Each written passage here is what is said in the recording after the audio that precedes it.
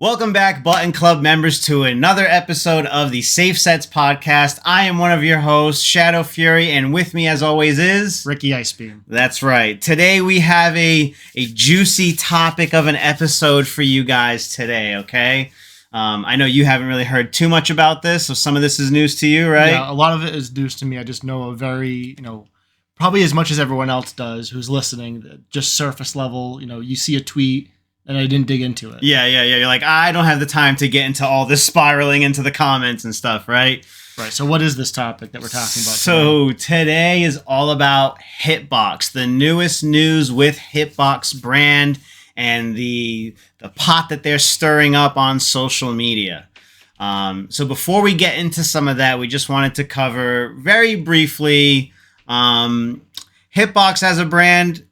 Super important to the fighting game community, no? Yes, like when you talk about leverless controllers, leverless and Hitbox is synonymous, right? It's like, instead of, pass me a tissue, it's like, no, pass me a Kleenex. Yeah. It's the brand that you associate with that device. 100%. So, and actually there was like discussion for a while when some other brands were coming out with a similar style that people were like, well, we can't call it Hitbox. Hitbox is the brand. We coined the term leverless. Right.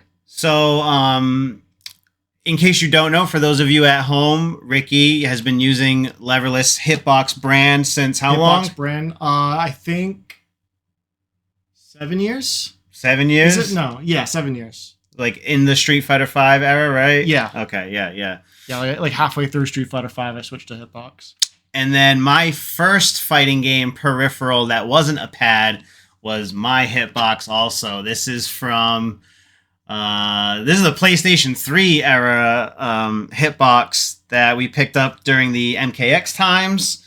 I, was not feeling the pad controller anymore, and honestly, growing up in arcades, I wasn't really interested in anything that had a lever in it at the time. So, and this is going back, if we're in MKX, this is like 2014, 15 maybe. So almost 10 years ago. So, Jesus Christ.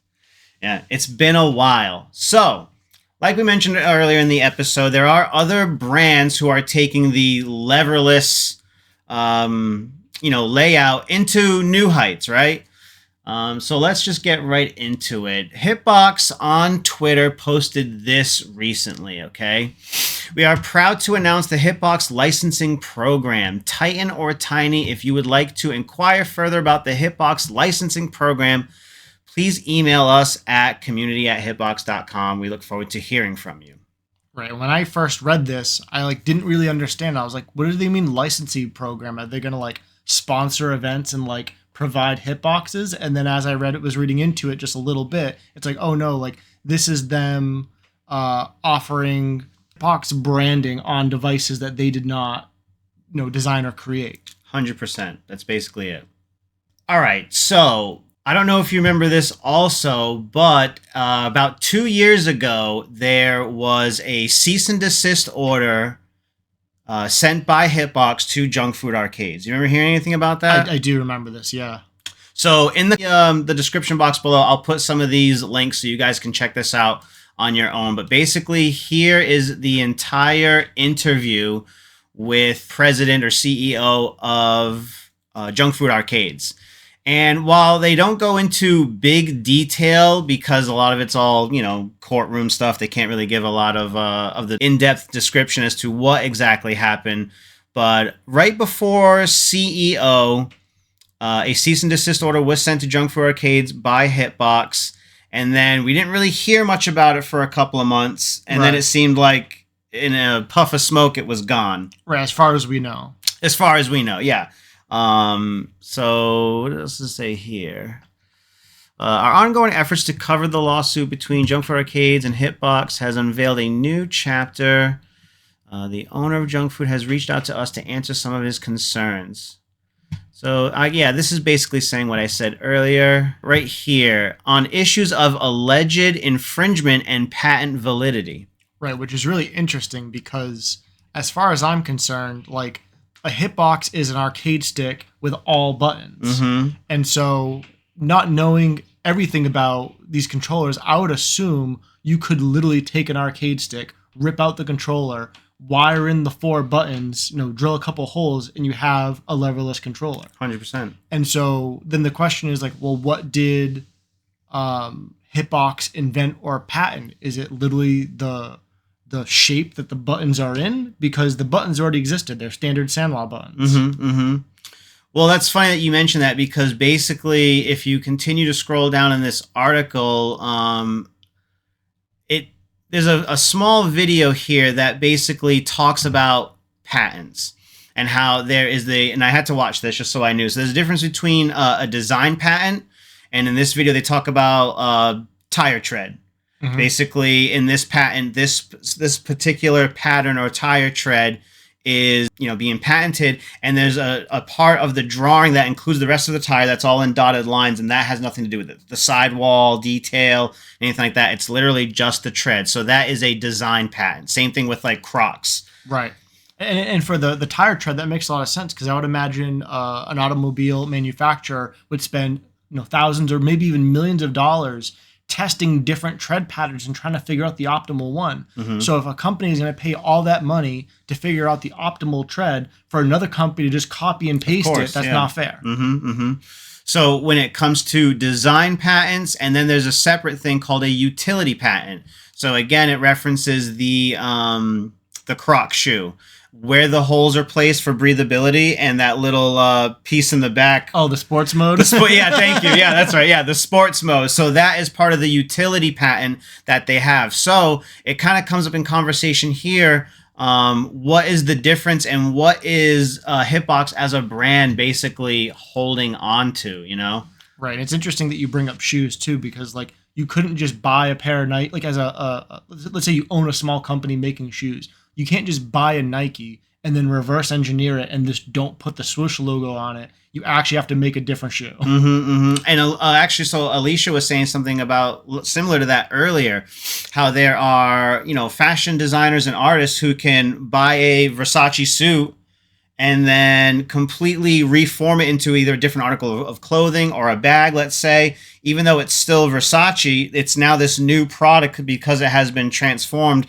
and the legalities that go into being able to do that. Right, it's been modified. So it's like if I'm going to buy a Hitbox and then modify it, let's say I'm going to drill 2 extra holes so it has 10 buttons instead of 8, and replace the motherboard so that it can, not the motherboard, the PCB. The PCB, yeah, exactly. So it can handle all those buttons, and then I sell it for a profit. It's like, well, I'm not doing anything wrong because I bought a product, it's now mine, I've modified it, and now I'm selling something different, essentially. Just like what you have with yours. You drilled in an extra drive impact button. Yep. Right? If you were to turn around and sell this, that would be a selling point for someone to be like, oh, that's great. I don't have to, add my own drive impact button, and you're selling it as your own, basically. Right. You could argue that what I'm selling is the service of the modification. I just happen to be buying the inventory, modifying it, and then selling it to someone in total. Which, as a consumer, is 100% you're right. Yep.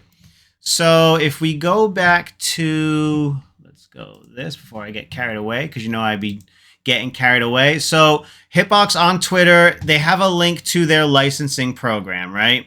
Right. And the other thing I wanted to kind of interrupt you for a second too is, and I didn't look into this at all, I'm assuming that this isn't free, that the company or the group or whoever who's going to be applying for this Hitbox licensing program, that they're going to have to essentially pay royalties to Hitbox. Exactly. And not even just like a one-time fee, but a percentage of the sales accumulated throughout the year. Now you owe it Hitbox God knows how much money, because let's say it's even 5-10% of every controller sold that has that layout. Right. Of course, that's going to add up. Even if it's a quote unquote affordable amount, let's say they want 1% of your sales for Hitbox related products. It's like a lot of companies are struggling. A lot of companies have to go months or years underwater. So to give away another 1% is like it's a tough sell. It could be the final nail in the coffin for them.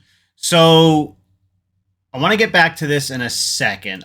All right, so real quickly, we are here at Paradise Arcade Shop, which, in case you don't know, is a provider of arcade parts, of all different kinds. They even make their own. These are the same people that made the Empress. Are you familiar with the Empress at all? I'm not, no. Okay, so they made their own leverless controller called the Empress. It's a bunch of layered acrylic, and it kind of has the same idea as the junk food arcades, where it's like a keyboard PCB. The switches are inside, but it's just a bigger, broader design. Right, because the snack box is basically as small as you can get. Exactly. So then Paradise Arcade Shop came out with this Empress Nano, which I was interested in picking up briefly. They make so many different colors. I didn't even know they had this guy over here. So when you say nano, is it smaller, like from the way you see it, or is it just thinner?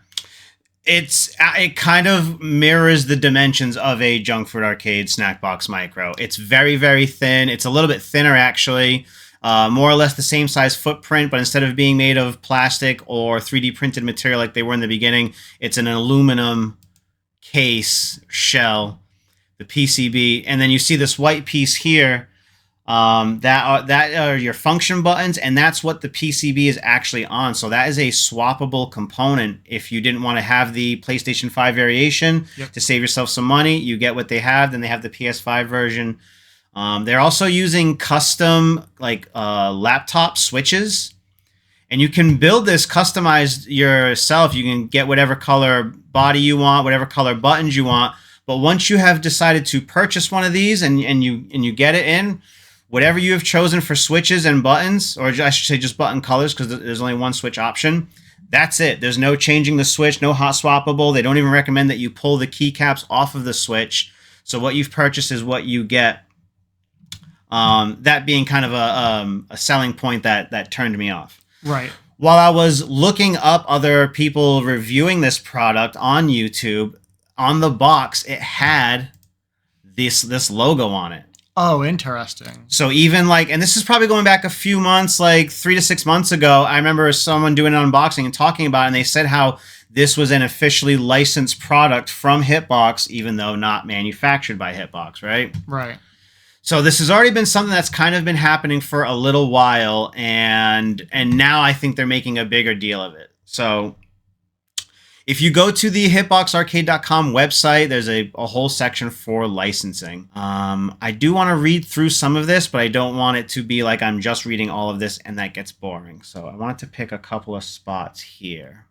We at Hitbox FGC, okay, over a decade now, which we know, yeah, about since 2010, they said, right? Journey of ups and downs, fostering our simple leverless design in a room dominated by arcade sticks. Hitbox could not have made it this far without the incredible support of its customers, friends, fans who believed in our design long before anyone else would dare touch a controller made out of all buttons. Right here. Okay. And while it was a community fringe for so long, an entire leverless industry has blossomed from the Hitbox, bringing in many new controllers in all different shapes and sizes that utilize the classic Hitbox layout. It has grown to the point now that there is a vast and almost overwhelming landscape of leverless options.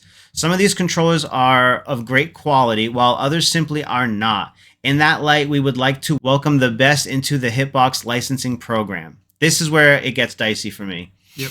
Our goal is to alleviate quality issues to the consumer by endorsing the most deserving controllers, big and small. We do this with the same care as we hold on our own flagship products. The customer's experience is of utmost importance from the moment they unbox their controller, trusting its quality for years to come.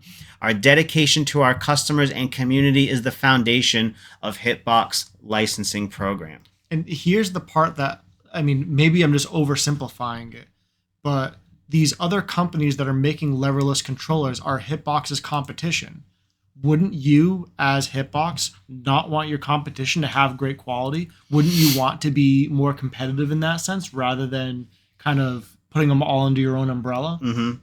I agree. And I wanted to check out some of the comments underneath the Twitter post because it does get into that. And the only part of that that would make any sense to me is if Hitbox is almost, I don't want to say giving up, but not trying to outdo their competition. It's like, oh, well, instead of fighting fire with fire, instead of releasing the best quality products for the lowest price that we can afford to sell them for, and offering different products every year or every couple of years as they keep on innovating and doing these different things, and really showing everyone like, oh, people buy Hitbox brand and here's why. But instead of doing that, it seems like they're saying, oh, like, we'll just keep doing what we've been doing and we'll just take a little bit of everybody else's success. If you want to take what we've done and use that as a a pedestal to get to the new level, that's totally fine as long as we have what we have, you have what you have, and we take a piece of what you've gotten from it. Right. And I would say if it's your first time considering a leverless controller, and this might not be how everyone operates, but I know in my mind, if I was overwhelmed with the options, I would say, well, if Hitbox started it, Yep. let me go there first and see, because that would be a great baseline. And I do want to support the people that have been doing this for over 10 years and have put the time and energy into creating this while everyone else kind of piggybacks off of that. But I don't feel like that can last all the test of time, because with, like they said, all these years later, since 2010, so 13 years, what has realistically changed about the Hitbox that has, broken the mold? Right. I don't think there's anything that the device has done. I think it's been its popularity has really taken off. Mm-hmm. And its popularity is in its layout. And some people might actually be like, well, I like how big it is. I like the shape of it. It's about the size of a keyboard, so it fits on my lap well. And we've even talked about how, like, the case for the Hitbox has actually gotten a little bit thinner in recent years. Yeah. Detachable cable. The shift key now that they have, and what that fourth button does, but that's still not really like breaking ground into the world of leverless. Right, and also, like, as a player and a consumer and someone who uses a Hitbox brand leverless controller, like, I don't think there's anything about this controller that's unique or special besides the fact that it is leverless. I think that if you could rewind time and say, okay, Hitbox is not a company, but some other company is making a controller with all buttons and the layout's slightly different, I think I'd be exactly where I am now with that brand's controller. Mm-hmm, mm-hmm. I don't think there's anything like to try to use it in like terms of like compare it to like running shoes. Like Nike is, in my mind, like the Hitbox of running shoes. Yeah, They're the name brand that everybody thinks of when they think of shoes. Uh-huh. And Nike tends to cost a little bit more than everybody else. But if you're getting into running and you're not sure what brand to go with, it's like, do I get Nike? Do I get Asics? Do I get Adidas? A million, right? Yeah, there's Puma. so many, and Mm-hmm. so like the safe bit is like, well, just go with Nike because they're the big boys. Mm-hmm. Like they've been around forever. And that's what I've seen everywhere, right? Right, and so I that's how I kind of feel about Hitbox as well. It's like, well, they're a name brand that I trust. And so if and when I ever need a new leverless controller, they're going to be my number one choice. I'm obviously going to look at my other options. Mm-hmm. But if there's not a good reason not to go with Hitbox, I'll just keep doing the same thing again. Mm-hmm. When you purchased your Hitbox brand, remember how much you paid for it? So I bought it used off of a friend. Oh, cool. So I believe that they bought it new for $200. Yep. And then I bought it off them for, I forget the exact price. I think it was like $100 or $150, something like that. But like generally, even when I purchased mine, it was a $200 investment. And despite some of the small changes that they've made, like, detachable cable, the rubber padding on the bottom instead of the feet, the shorter case height and things like that, the price of the Hitbox brand leverless has now jumped to $250. Yes, and to play devil's advocate, I don't know if that's necessarily because they cost more to manufacture now because of the improvements, or if it's actually just like the economy is different now than it was that many years ago. That's true. And like anything post-COVID has also cost people so much more. If you've gone grocery shopping recently, like I have, that, the price of a Hitbox doesn't get you too far in the grocery store anymore. And that's just the change of the world. But, when you're looking at what you've paid $200 for and what people are paying $250 for, and that fact that Hitbox brand leverless is not even PS5 compatible currently, it's not up to date. That's a big thing. That's a big selling or not selling point. Right, because like as a Hitbox brand player, I've had to go out and buy a converter. And like that's the other thing too, like if Hitbox is not going to, and I don't know all the details, maybe they can't just release a patch software wise and then it works. Yeah. Maybe it's a hardware thing. It's like, you would think that they would want to then sell you the solution as well. And they did not. So it'd be like, oh, well, you have this generation of Hitbox, buy this PCB now for $80, $90, and you're now up to date. Because what I find interesting is if you go to the Hitbox website, they are, oh, you're buying a Hitbox? Great. Hey, don't forget to pick up this Brook FGC converter that we conveniently have and will bundle in for you. But we are 4 years into this console generation. when are you going to be pulling out a product that is PS5 compatible? Right, even if it's like the newest version of Hitbox, like, oh, this one is PS5 compatible. It's like if I have all the money in the world, I cannot get from Hitbox the device I'm looking for, which is a leverless controller that plays on PS5 without having to buy a different company's converter.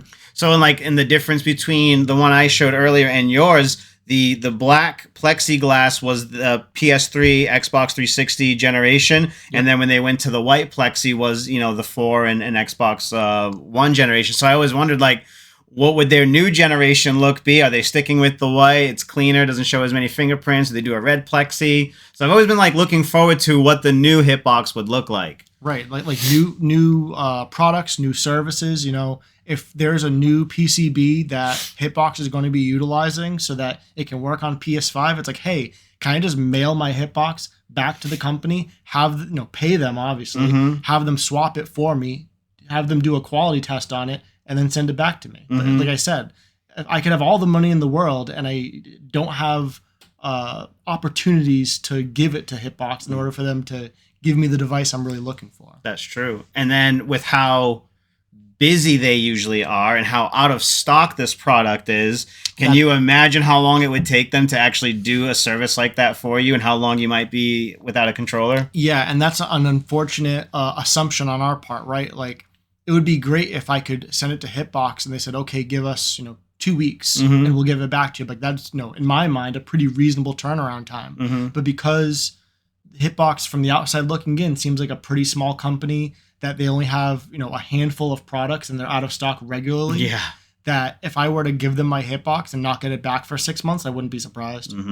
Which is, again, an unfortunate assumption we have to make given the limited information that we have. Well, because even like the detachable cable that they have these days, if anything happens to that cable, it's usually out of stock on their website. You have no idea how long it's going to take for that to come in. Where if something happens to another cable of another controller that's leverless, these days it's usually a replaceable USB-C cable. You can get that at Best Buy, anywhere, dollar store, and you could be back in business, where I'm pretty sure it's like a $20 to $30 cable to repurchase from them, Right, but like you said, even if you try to buy it from them, it's out of stock. It's out of stock. Yeah, so imagine being a pro player where you play in tournaments, weekly, and you're making thousands of dollars from your performances, and you lose one of your, you lose your cable because the detachable one, you leave it in the hotel, and you say, okay, well, I'm not a tech savvy person. I just know how to play fighting games really, really well. Yeah. And so because I'm making thousands of dollars doing this professionally, I'll just pay whatever it costs from Hitbox to get a new cable. And guess what? You don't have the option. Your only option is to buy a whole new Hitbox, which is also out of stock. Exactly. So all the money in the world still couldn't get you a $20 to $30 cable to be back in gaming business, right? Right, which starts to lead me down which begs the question. It's like, okay, well, what is it that Hitbox as a company is doing product-wise and service-wise, besides being the first, that really lets them put their stamp of approval on other people's products, which are as good, if not better than. Or more readily available. Or newer or different, or, offering more services. So here it says on their website, we developed the Hitbox, blah, blah, blah. Okay, we aim to share the use of that intellectual property with all well-deserving companies who share the same customer-driven values as our own. Licensing provides our company with the ability to share our IP without the worry of other companies damaging it. Through the licensing program, we can officially endorse and collaborate with other high-quality companies and manufacturers. Additionally, we can also help ensure that every player's experience on a leverless controller is a positive one. And there's one word in what you read that really rubs me the wrong way. Send it. It's the word share. When you teach kids to share, do they have to pay you for that? Yeah. Is there an ultimatum to the share, right? Like either share with us or we'll take you to court, right? Right. When someone says they're going to share, you assume that means it's free, that there's no money, no strings attached. Like the whole thing where like you bring something into school. It's like, well, did you bring enough to share with the class? Yeah. It's like, well, yeah, if they give me $1 each, they each get a donut. Of course. Yeah.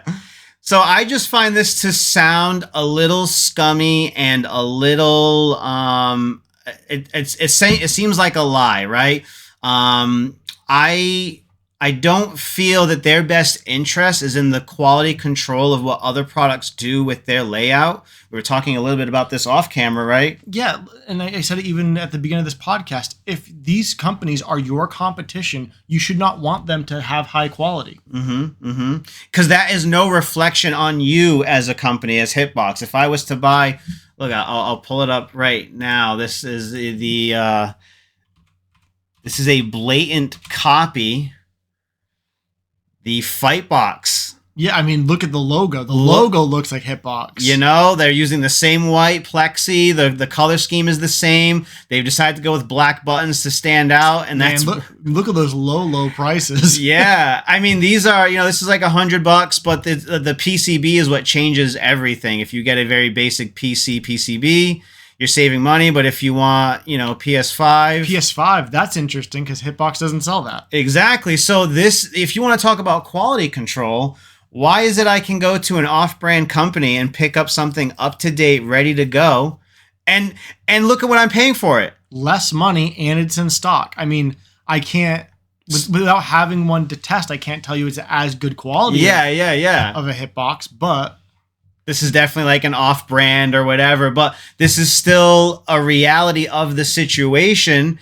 And I would imagine, I can't think that this company is not on their radar to go right after, with legal proceedings. Well, yeah, it's really tough because, like I said, it's whether they invented leverless or not. Their goal and what they said their goal is for high quality products for their consumers. And so if that's your goal, maybe focus on that. Make better products, offer better services, have your handful of products in stock all the time, beat your competition, then be better than your competition. Don't stick your hand in their back pocket. Yeah, I agree. So what is licensing? Oh, we want to switch the screen. Oh, thank you. Well done. Licensing is a legal agreement between two parties. That's pretty much what you would imagine. But what they're talking about here is the patents. And this basically goes back to what I was mentioning in the beginning, the different types of patents that they hold. They want to make sure that they are holding on to, but it's blanketed under this control, quality, and customer service, which I feel like that's phony.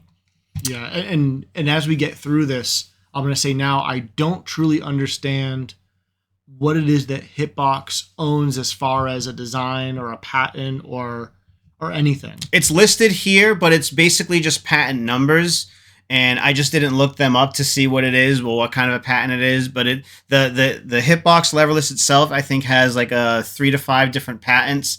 And then the Smashbox and Cross-Up are patent pending currently. Like the only thing about the Smashbox that's different from a Hitbox is the number of buttons and then the pattern. It's like you were talking earlier about the tire treads. Yeah. So it's like, are they patenting that pattern? Because I think what any other competitive, company would do is copy their pattern and like move one button a millimeter to the side, and now it's different. Yeah, how different is it, and what is how different does it have to be percentage wise? Like, I think when you do anything with a logo, I could be wrong about this, but I think the aim is to be about 30% different. Right. If you can name all those things and have them in different places, you're still within your right to do so. And then here, when they speak of quality control, we want them to have the best experience possible when placing it on their lap for the first time. The buttons feel nice. The controller has good balance and stability. It feels durable enough to survive a flight to the next major.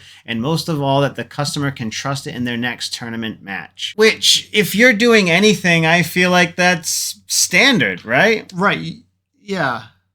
If you're building a controller and you're not reaching these goals, you're already out of luck, basically. You're already ruining yourself. I feel like this is so big. That's like saying, hey, before you leave, make sure you put your shoes on and then you tie them with the bow. Like, that's just almost so obvious, right? Right. It's like our controller quality statement is we want our controllers to be good. It's like, well, yeah, obviously. Obviously. But like, when they themselves are using, Sanwa Denshi buttons, I think they even use like a third-party board for their controller. And even then, like the shape of the box is pretty standard. It's a rectangle. Like, Yeah, you can't patent a rectangle. it's just metal, and that's basically it. So right, that's just because I don't know, and I'm sure a lot of people don't. It's like, well, if you were to walk into the Hitbox factory, it's like, do they even have machinery, or are they buying each component and just having it assembled? And I think that is what's happening, actually, because I'm pretty sure, I don't know this for sure, but leave down in the comments if you know. I'm pretty sure they are basically, when they receive all of the products, I'm not even sure if they're putting it together, and if they are, beyond that, it's just quality control and then sending it out. Right, because like these days, there's an outside service for everything. So like you don't even have to buy the components. Like, you could be Hitbox, and you can go to a supplier and say, hey, I want you to buy all these items. I want you to follow these instructions to assemble them. I want you to test the quality under these parameters and then send it to our distributor. They don't have to touch anything if they really don't want to. And that makes me wonder, like, is Hitbox doing that? Is that one of the reasons why their products are so often out of stock, is because their hands aren't actually on it? And why they have such a small team working on all this, right? Right. Because it started off as two brothers, and I've seen recent photos, and I think one of the brothers isn't part of it anymore. Okay, I don't know enough about it, but from the outside looking in, it would seem like that would make sense in the beginning because so few people used Hitbox. But nowadays, if you go to a local or even a major, I would say it's common for 60% of the players to be using a Hitbox, and the other brand? No, the leverless controllers. And then the other 40% made up of a combination of pad and fight stick. And then, like, how much of that 60% leverless is Hitbox brand? Right. I'd be making maybe half. I'm making up numbers. It could be more. Yeah. It's hypothetical. But I would be surprised if it's less than half. Yeah.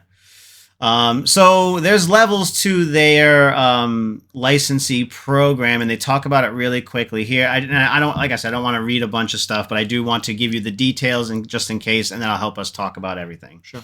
So the level system, black, red, and gold, is a way to signify to customers which of our licensees have met the standards that best represent Hitbox's core values. Love that word, core values. All officially licensed products, regardless of level, are required to meet certain standards to participate in the program. When customers see that a particular licensee is on a different level, they can rest assured that the product they are buying is Hitbox approved. That's interesting because it says black, red, and gold, where the three icons, if you scroll down, they're black, red, and gold. So assuming that gold is the highest quality, does that mean by Hitbox as a company choosing which product to put the gold stamp on, that the price can go through the roof? And that's how they can even make their more money, right? It says right here, red is the standard starting level, black is the next level up, providing quality and consistency, and gold is for licensees that go above and beyond, both as organizations and in supporting the community. So, like, this feels like a lose-lose, because let's say I'm starting a company and I make leverless controllers, and for whatever reason, I decide to reach out to Hitbox and have them put their stamp of approval on my stick. And I'm like, you know what? My stick's the best.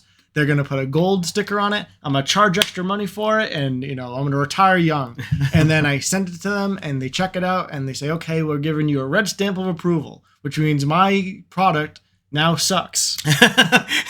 It's the lowest level of acceptance from the people who have created this design, right? I would have preferred that they don't accept my request and don't give me a label, because that's the other thing too. Like, let's say they want to give me the red stamp of approval, and I say thank you for your service. I'm not going to put that on my product. Yeah, because that no longer makes me look good, and that almost doesn't make you look good, because I don't know about you, but I want to, if I'm going to see a product seal of approval, I want grade A. I want the gold. I want to know that this is almost as good, if not better, than buying it from the original company, which says a lot about it right there, right? Yeah, it's just the whole thing seems really strange to have this. Like, it would make more sense to me if there was stamp or no stamp. You either get our stamp of approval or you don't. But to have a low, medium, high, like, even if you get the black stamp, who wants to put the black stamp on their product? And what does that say to the consumer? Like, so if red is the starting level, that means that you've met the basic or on the low end of their quality, right? Right, and that correlates to a price. So, like, just making huge assumptions,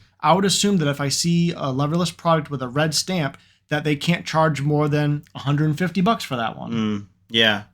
And so what if that company's been charging $200 and all their customers have been pleased? They have no reason to believe that they're being ripped off, paying $200 for this product.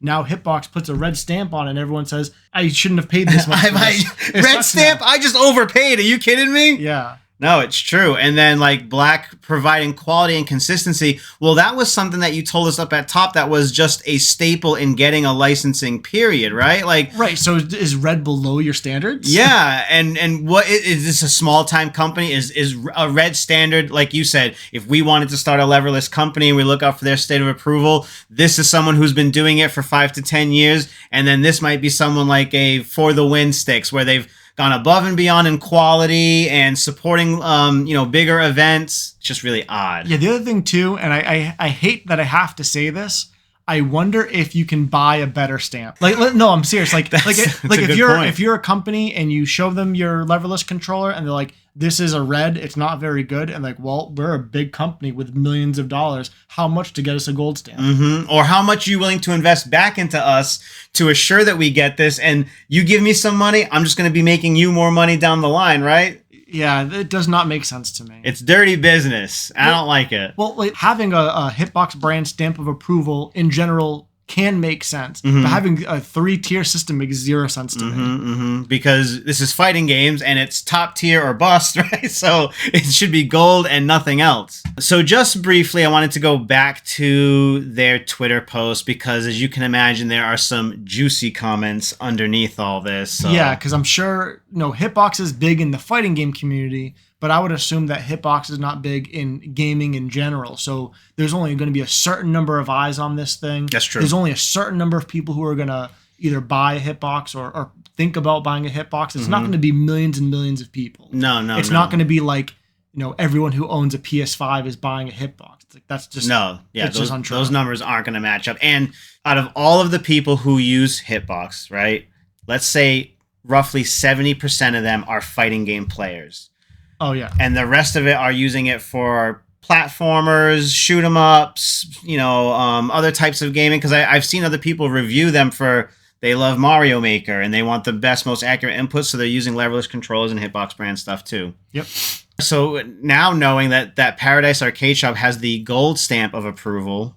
So this makes no sense to me also. Which product has the gold stamp of approval? Is it all of them? Yeah. Everything that Paradise makes has the gold stamp? Yeah, that's true. It's not really... Let me just see what it says here. No, that's really it. So this thread of comments I found pretty interesting. So let's get into it. This is Romanova. She does cosplay. She streams a lot. She's done some product reviews, has, content creation, a prominent member in the fighting game community. I'm not sure who your PR is, but I feel this is not the way. You're only turning the whole community who would consume your product if you made something new and intuitive against you. Instead of using your money to cease and desist competitors, you should use that to better your brand product. Right. And that's essentially what I said in the beginning of the podcast is like, why are you even messing with your competition? You should just be beating your competition. We appreciate your perspective and concern. We have been putting resources into our products and expect to have some cool news to share soon. And once we are allowed to, we will provide the PS5 compatibility that ourselves and the community want.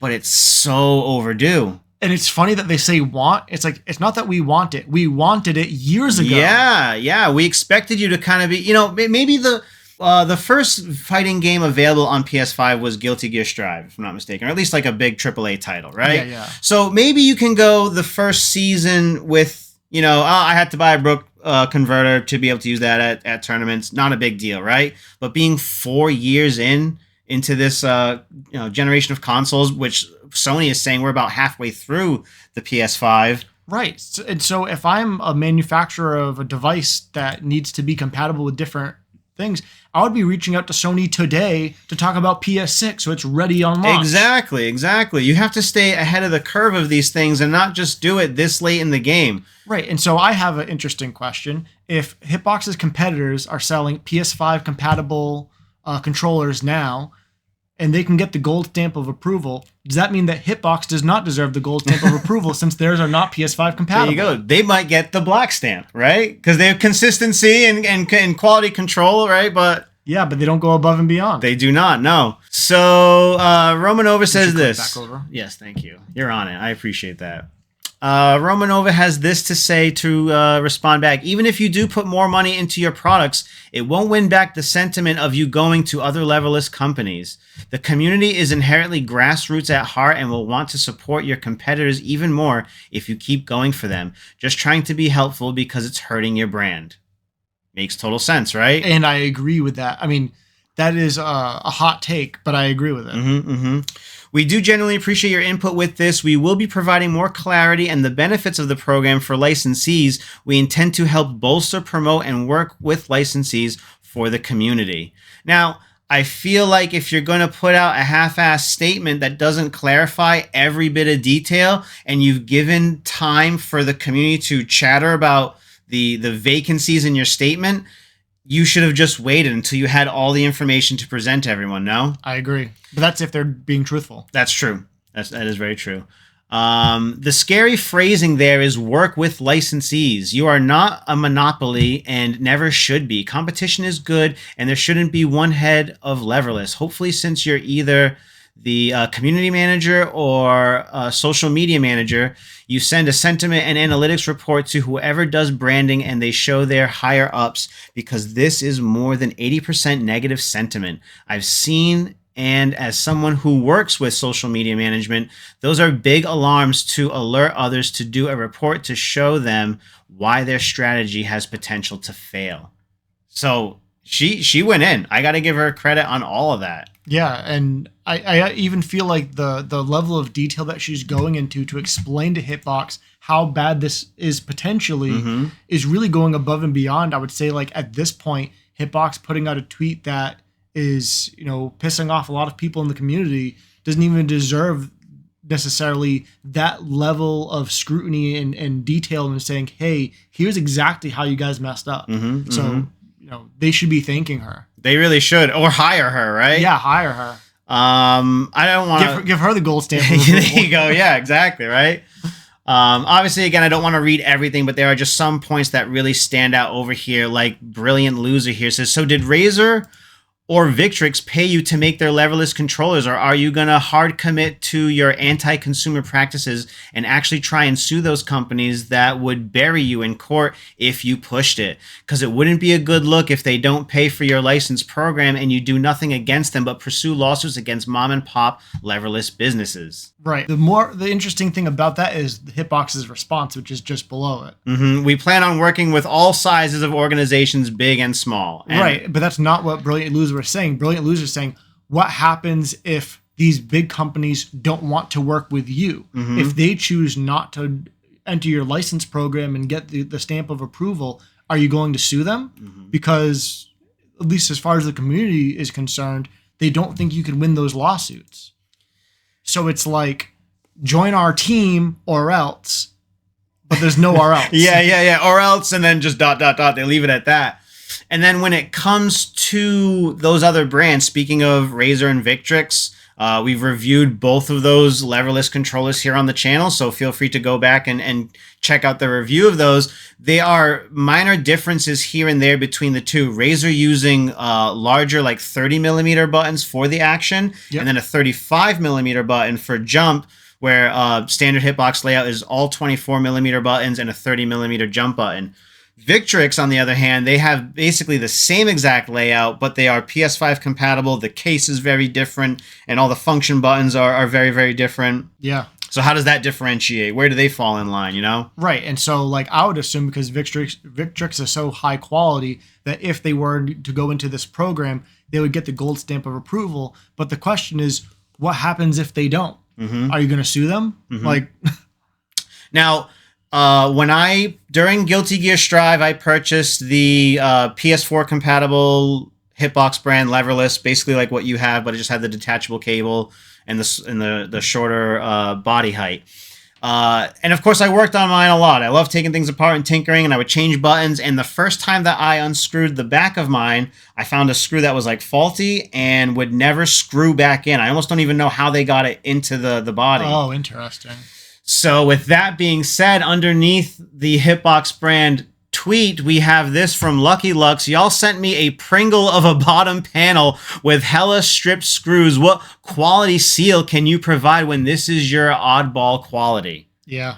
Yikes, right? Look at how bad that looks. I do know that even on the Snackbox Micro and also on the Hitbox, there is a slight curvature to the back panel, but that's really more so when the screws are locked down. It has that tension and pressure to keep everything down. Yep. But this looks beyond a slight bend to assure everything stays down, no? Right. And their only response was, "Hi, Lucky Lux, we apologize for the defective product. Typically, something like that does not pass through our quality control. Please reach out to supporthitbox.com, and we'll be more than happy to get you a replacement." Which, just if you're going to be talking about quality control and you're not able to put it out there yourself, not a good look.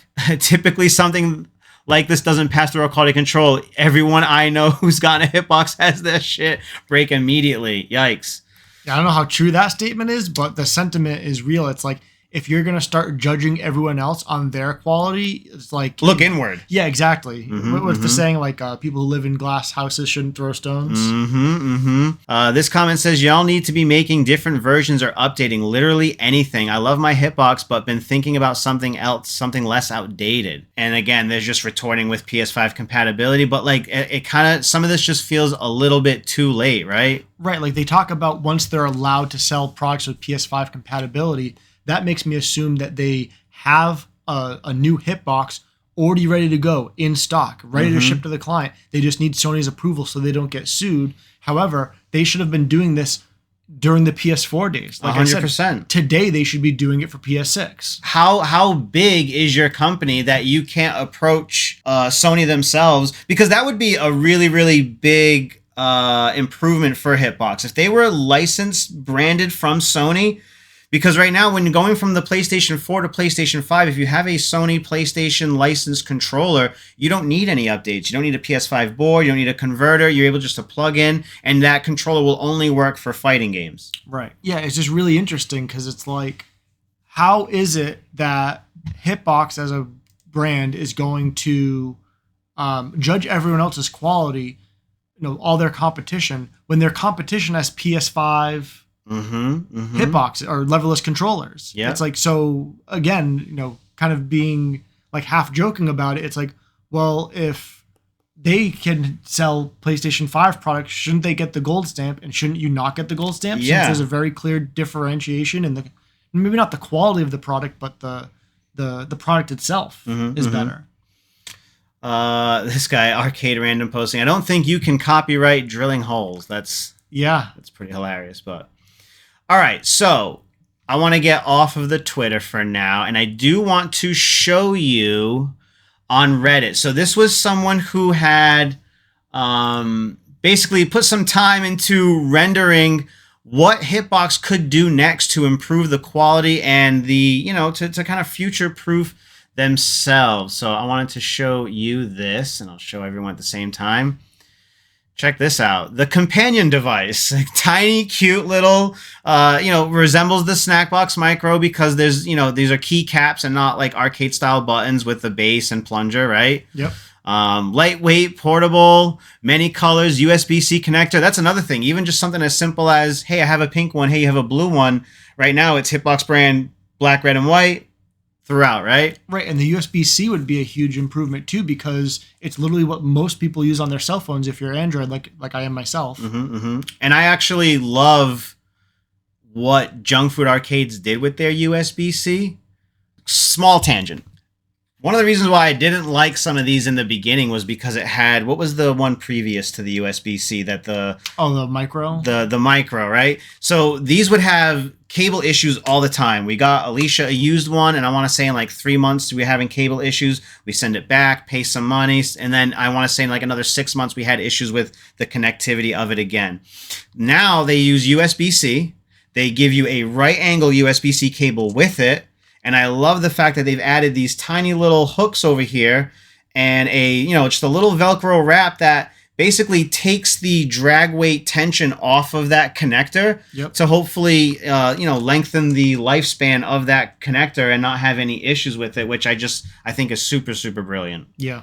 All right, so this device looks cool, and if it was $40, I was going to ask, like, where did they come up with that price tag? I feel like even if it was cheap quality, it would have to be like $80. Yeah. Or like, what number dictates like $80? That seems too good to be true. $100, I'd buy that. You know? Yeah. Like in my mind, $100 is the minimum for a controller that's not a pad to be of like worthy quality as a start. Mm-hmm. And then looking at this product, which we just reviewed on the channel, go ahead and check that out. This is the Haut 42 keyboard. And this came in at around $40 itself, too. It's available on Amazon. These are never out of stock. So there are options out there for something like that. And do you know if it works on PS5? Not natively, no. You do need a converter. But it does work on PS4 natively, Switch. Yeah, PC.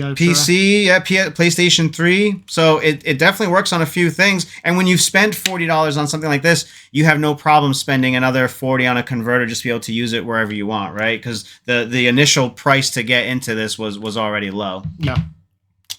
All right, one more. Let's go. The Desktop Warrior. Oh, that's interesting. I like how it's at an angle. I like that at an angle too. And like this looks... These both have a child's toy feel to it, like a funness to them, you know? Like, imagine a Play School FGC version that your toddler could have played on. The other thing I like about the up button is that it's almost like a space bar. So, like, you could hit it. It's easier to hit with your left thumb or your right thumb, which players do. So, like I always press the up button with my left thumb unless I'm doing a one-handed flash kick, then I'll use my right thumb. Yeah. So I kind of wish that the button was horizontally wider like it is in that picture. Because then you wouldn't have to move your hand so much. Also, there's this little indentation here that it says is a cell phone holder. So imagine if you're in the lab and you don't have access to a PC, or you recorded something, you're on Twitter, you were able to place your phone right in the holder here and work out those combos or that tech that you've seen on Twitter and stuff like that. So I thought this was cool. And then this guy right here, the Midnight Session. Yeah, with the backlights. Now that looks... It looks pretty cool. That looks cool. And now this says 150, but I'm sure these are arbitrary numbers. This person's just making it for, essentially marketing, like showing what you could do with some marketing. And now this, I feel like, is a little bit more in line with the current price of the Hitbox product. You've got the backlit LEDs. You have the tiny little screen over here that'll show you what button you're pressing, what SOCD that you're in. Yep. Kind of a thick boy. Yeah, relatively. But and then it's got the extra button. So, you drilled a hole for an extra button here, but this is now a layout that could be optional from just like other arcade stick builders. So I think this one's pretty cool. And then lastly, this is the one I want to talk to you about. This one's so funny. Isn't this so sick? So the fact that Daigo has been on, a sponsor for Hitbox for over a year or two. How have we not done this yet? And would you buy one of these if this was real? I personally wouldn't, because my Hitbox works perfectly fine and I have no need to replace it. But I do think it's cool and funny. Yeah. I feel like this would be a great, if you're a fight stick collector, this would be a great thing to add to your collection. You could run into him at Evo, have him sign it, and put that under the plexi and all that. So I think this is like another very big missed opportunity from Hitbox. Yeah, they really should be selling artwork to put into the Hitbox, and the artwork should be easy to install. This is Huge Matthew or Huge Biscuit. He says here, imagine having such a mad head start on the leverless market to the point where Hitbox is basically a colloquial term for leverless and still fumbling the bad this hard. I think it's supposed to be the bag. Okay. All right. Yeah. I just thought that was really, really interesting. Hitbox sucks. It's crazy that they haven't innovated at all since 2010. Everyone who they sponsor doesn't even use their officially sold layout. How are they this bad? That's an interesting point. That like if the people that you're sponsoring have to modify your device to use it, like not only does that mean that your device as is not good enough, but you're not even taking the opportunity to be like, oh well, if Daigo added 6 extra buttons to this thing, maybe we should come up with a new one and, call it the Daigo special. Which exactly, Yeah, like which this, is that. Exactly. this has the extra buttons that he uses, so it's so brilliant. Even if you're like, I don't care about Daigo at all, but I don't have to drill, and this is available because we all know he uses this. I'm pretty sure Takedo even uses a separate layout, and I noticed that he has different function buttons like up here. Yeah, they're black function buttons and they're tiny. They're not these like arcade style buttons that are on the front. And then I'm pretty sure Kawano uses the standard hitbox layout as is, because I feel like when I saw him show it off at Capcom Cup, that hadn't really changed at all. And this was the last thing that I wanted to point out. Support small business or make your own. Remember, it took them like 12 years to implement L3 plus R3 and still doesn't have enough buttons for modern training mode. Ooh. Also, proprietary connector for no reason, so when it breaks, it's 2 weeks instead of buying a standard USB cable.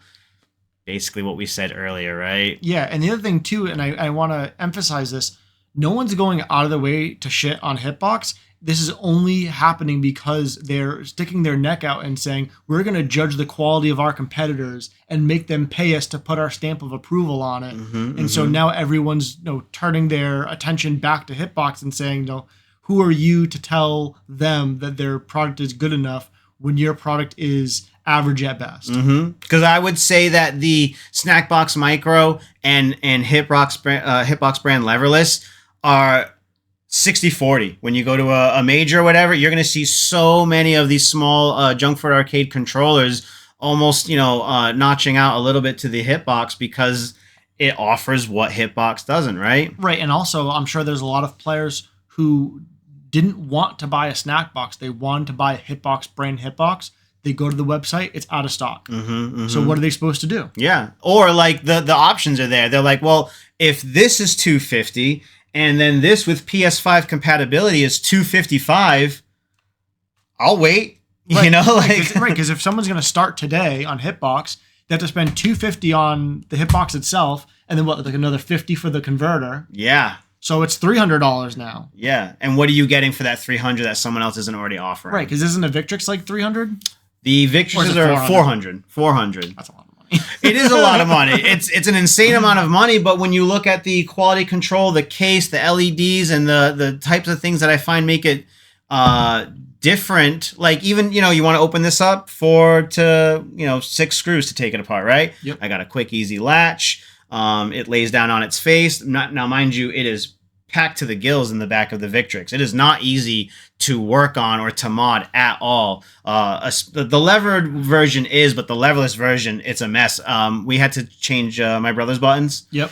And in order to take the other ones out, we broke so many buttons, and you just can't go back after that, Yeah. And even if you wanted to, let's say, buy Gamer Fingers, you're like, well, I got one of the best controllers out there. I want one of the best buttons in there. These Gamer Fingers, they're not going to fit in there because they don't allow for the screw back on any of those. There's no room for it at all. There's like a big chunk of plastic in there.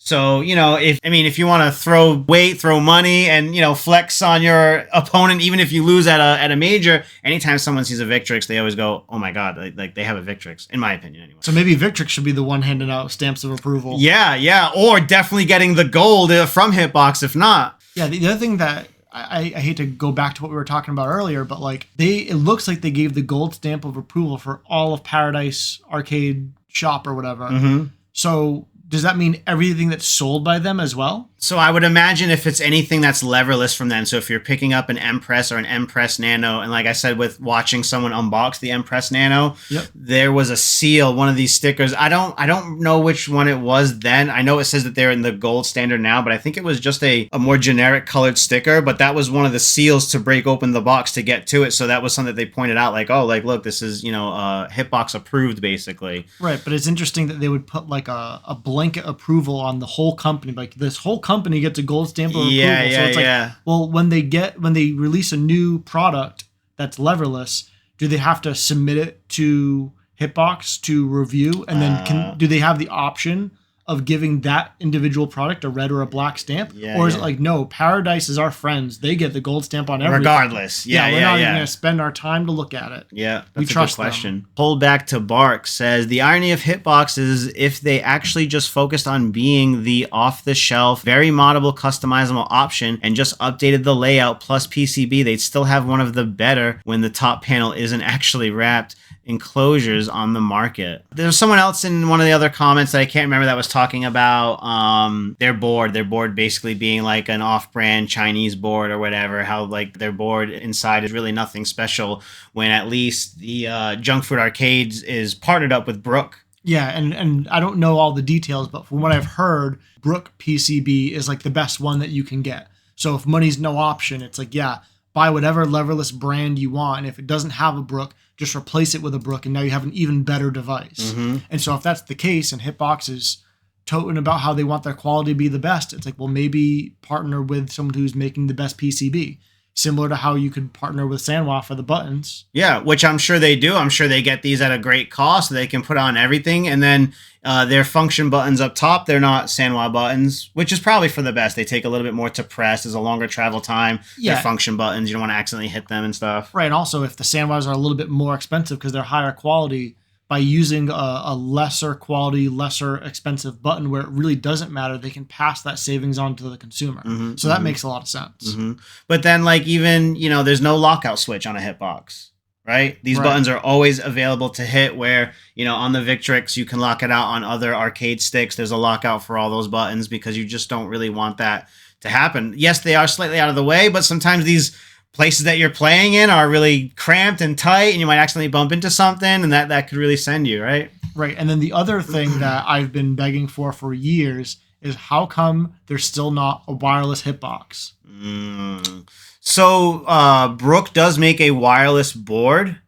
It just never took off because I don't know if people are just worried about the instability of, you know, the Bluetooth, and then remembering the Bluetooth, like, you know, pad players at tournaments, right? Having to desync or make sure you're plugged in, see the yellow lights before you press, so you're not interrupting someone else's game. You know, wired, I don't mind being wired. That's the least of my concerns. I feel like there's just a lot more that they could be doing to keep up with the times. Yeah, the only thing that I dislike about wired is the opportunity to have a broken or missing cable. Yeah.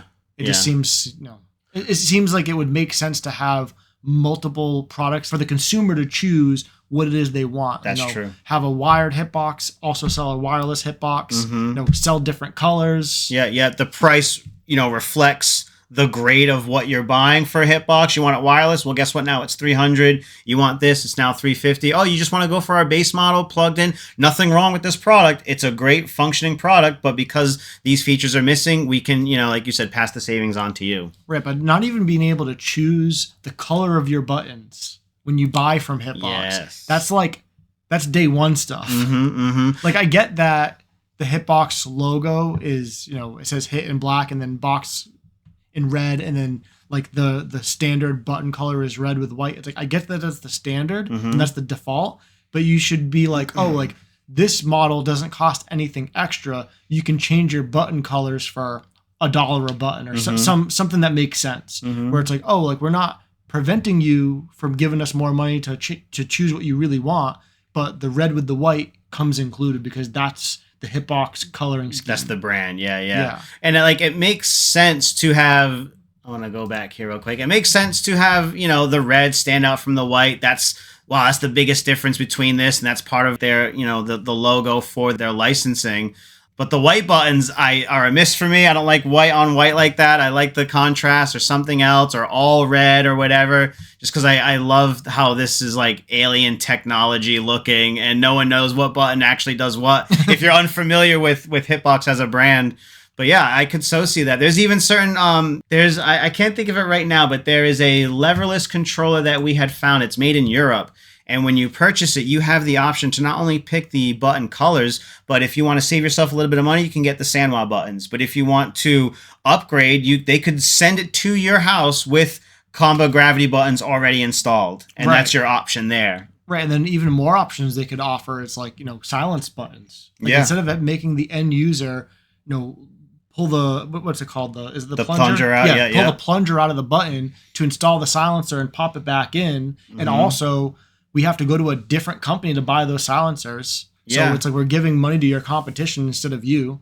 Like maybe offer a silent hitbox. That's a great point. What if they, really also got into the arcade parts business themselves? Because then that's just going to bring more cash flow in for them. The options are there. And like you just said, the Fightbox that I showed up earlier, when you order from them, you have the option to get custom artwork already shipped to you under the Plexi. Oh, like you tell them what art you want and then they do it? Yep, you send it to them and it comes already. Pull it back up real quick. Yeah, Hitbox, give these guys a gold stamp of approval.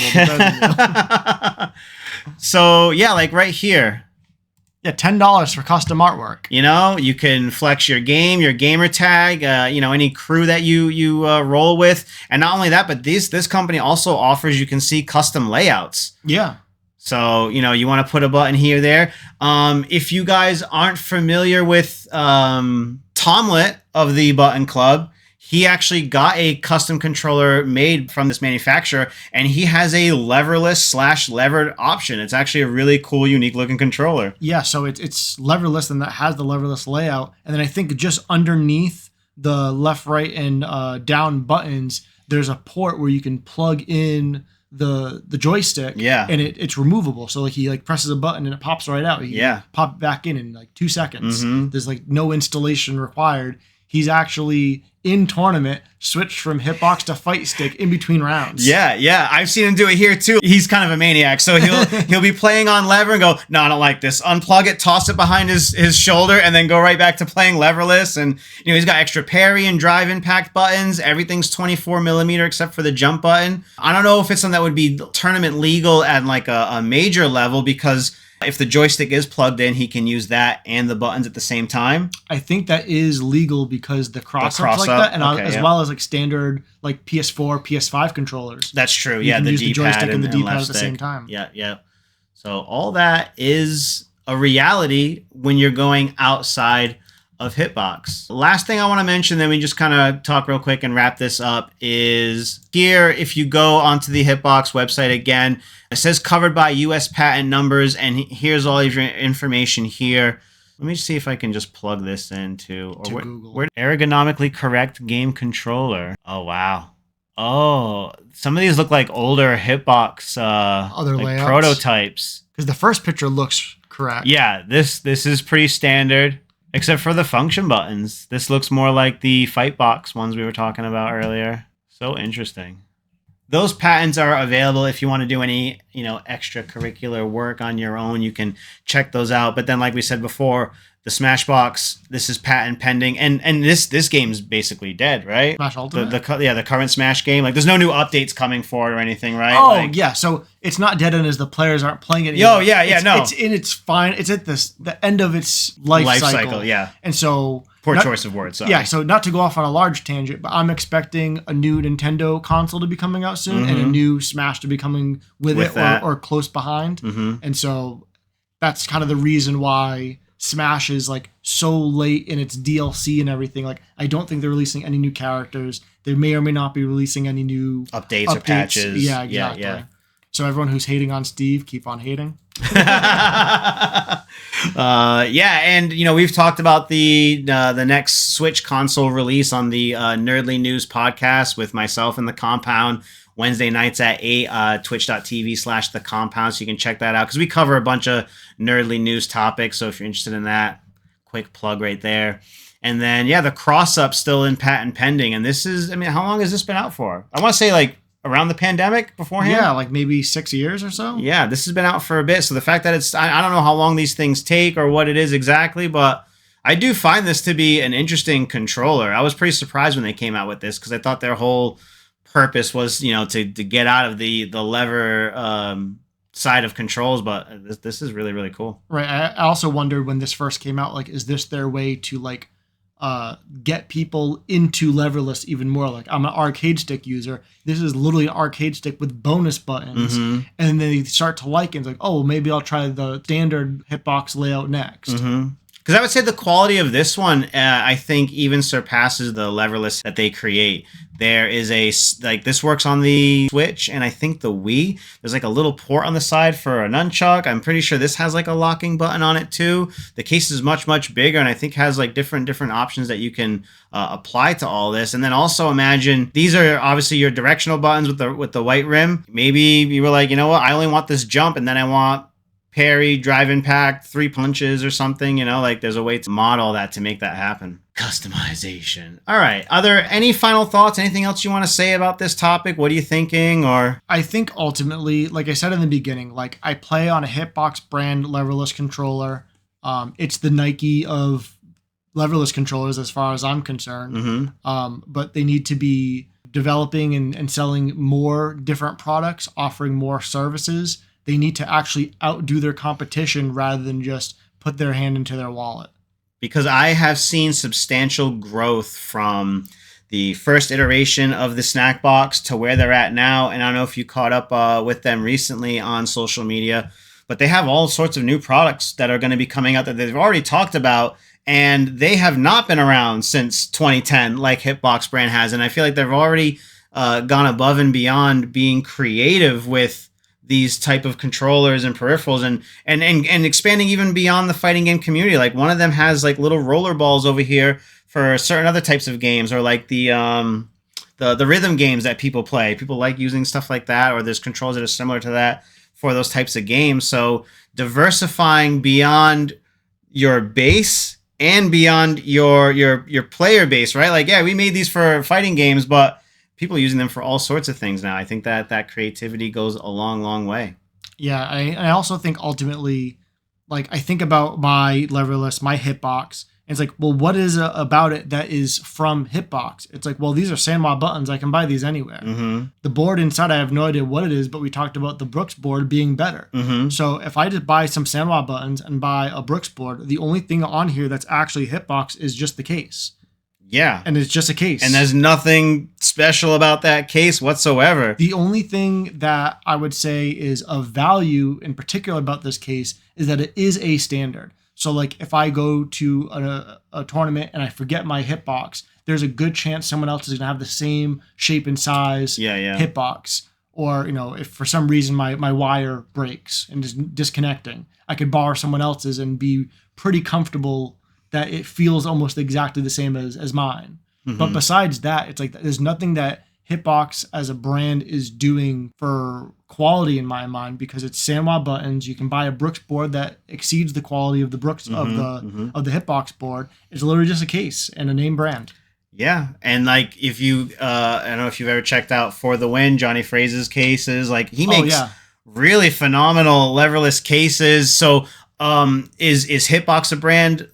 At this point, are they just a layout? I think they're just a name. They're just a name. And I'm not trying to be rude. I love Hitbox. I wish they would do more, but at this point, it's just the name. The layout is being adopted by many other companies, whether they're legally allowed to do that or not. I'm not clear on it, but people are doing it. And like someone said in the comments, you can't patent drilling holes. Yeah. So like if I, in my own house, drill the holes exactly the way that a Hitbox is, are they going to come sue me? I doubt it. Yeah, there's plenty of DIY, Tupperware containers that people are drilling holes in, putting a Brook board in, bringing it to tournament, and they're all set. Are they infringing on that copyright too? And which seal of approval do you give that, Right. Like, that's the other thing too. Hitbox doesn't sell just their case, as far as I'm aware. That's true. At least it's not openly available on the website as a purchasing option. But if that was the case, it's like, well, if I wanted a new Hitbox, I probably would just buy the Hitbox brand case, so it's the same shape and size that I'm used to, and then I would just go to like Paradise Arcade and buy some Sanwa buttons and buy a Brooks board from Brooks. Yeah, and I'm done. I don't need Hitbox to put the buttons in for me. Yeah. There is a small time case builder called Eternal Rivals, and I found them on Etsy, and they do all of the 3D printed, laser cut, plexi style pieces, and they have a vast amount of different case styles and shapes, and even quality. If you want to spend less, it's this way. If you want to spend more, there you could just pick up one of their cases. Their smallest case starts at $40. Oh wow! And I mean, it's, you know, it's not going to last a beating or whatever, but if a great way to get started, or if you were curious about leverless and you say, hey, you know what, I'm a big person into DIY. I'm going to spend $40 on this case. I don't go to tournaments. I'm going to buy a Raspberry Pi board. Those aren't expensive. And, you know, I've got these buttons laying around. You can put something together in, you know, $100 even. Yeah. We don't have to do it right now live on the podcast, but I'd be curious. Like, well, how much does a Brooks board cost? Plus the wiring kit, plus, you know, X number of SandWild buttons. It's like, well, how much of the $250 from Hitbox is literally just their case? Is that like a $150 case? Yeah, is it? And would you buy that, right? Exactly. Do you think that's worth it?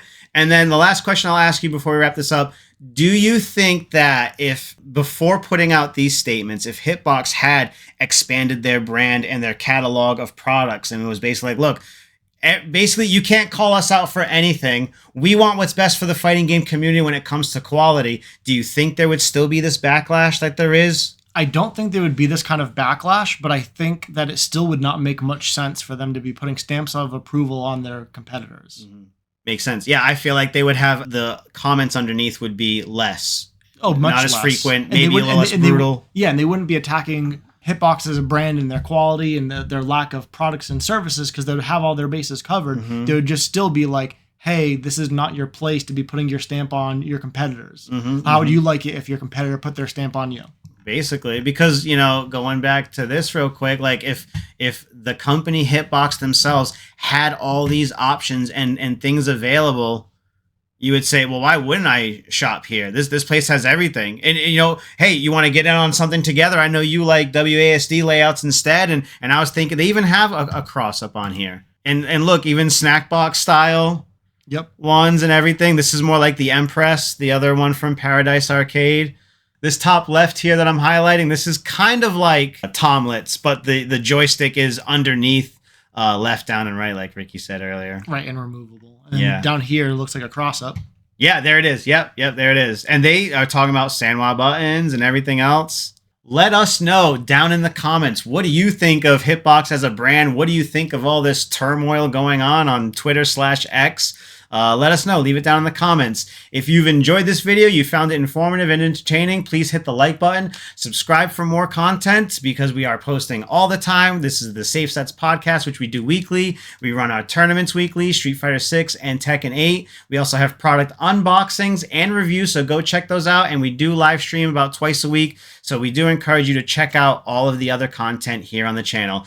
Thank you for 1,700 plus subscribers. The channel is growing well and more so every day. Alicia and I are always blown away. Like, oh, let's check the channel before we go to bed. Oh, we got 2 more subscribers. It's a really big deal for us here at Button Club, so we do appreciate it. I've been Shadow Fury. He's been Ricky Icebeam. We'll catch you guys on the next episode. Keep pressing them buttons and stay safe.